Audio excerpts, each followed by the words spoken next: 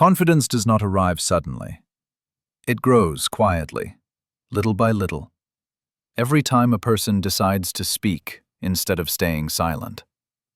Many people know English words. Many people understand English when they listen. But when it is time to speak, fear appears. The heart beats faster. The mind becomes empty.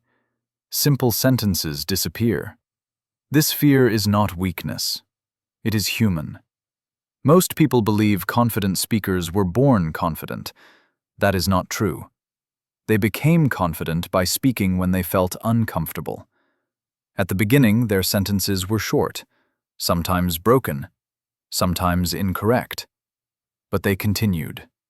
And that is how confidence began. When speaking English, perfection is not the goal.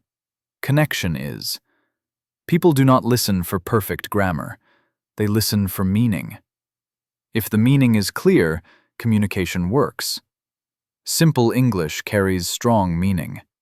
A short sentence spoken clearly is better than a long sentence spoken with fear. Instead of searching for perfect words, choose honest ones. Say what you can, not what you wish you could say. Many learners stop themselves before speaking. They think too much. They translate every idea in their head. They correct the sentence before it leaves their mouth. This creates silence. Confident speakers do the opposite. They speak first. They adjust later. Thinking less creates freedom. Freedom creates fluency. Short sentences help the mind relax. I think this is good. I am not sure. I like this idea. I need more time. These sentences are simple yet powerful. They open conversations naturally. Starting a conversation does not require courage. It requires presence, a calm voice, a natural expression, a genuine interest. A simple greeting is enough. A small question is enough. Once the conversation begins, it does not need to be perfect. It only needs to continue. Conversation is movement. One sentence leads to another. Questions help this movement. What do you do? Where are you from? What do you enjoy? How was your day? Each question invites another voice. Listening is just as important as speaking.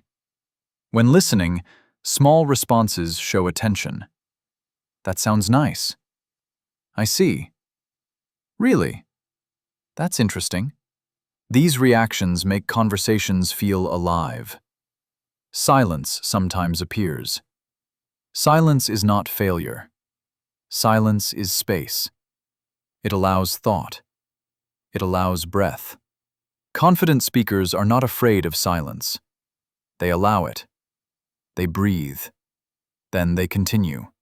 Forgetting words is natural. It happens to everyone. When a word disappears, do not stop.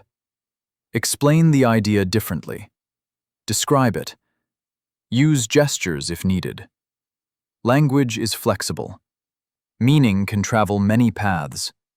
A forgotten word is not the end of communication. It is simply a turn in the road. Speaking slowly gives strength to the voice. Rushing creates tension.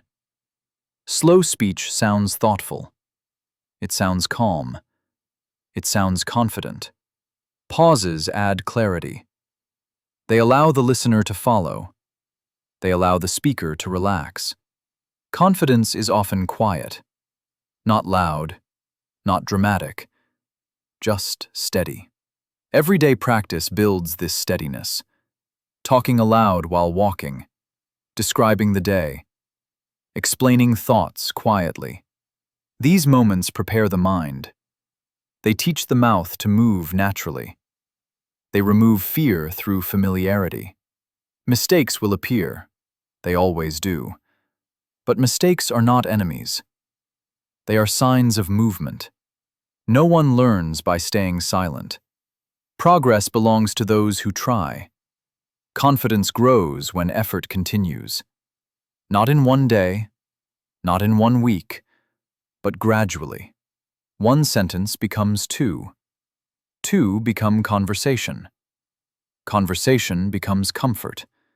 One day, speaking feels lighter.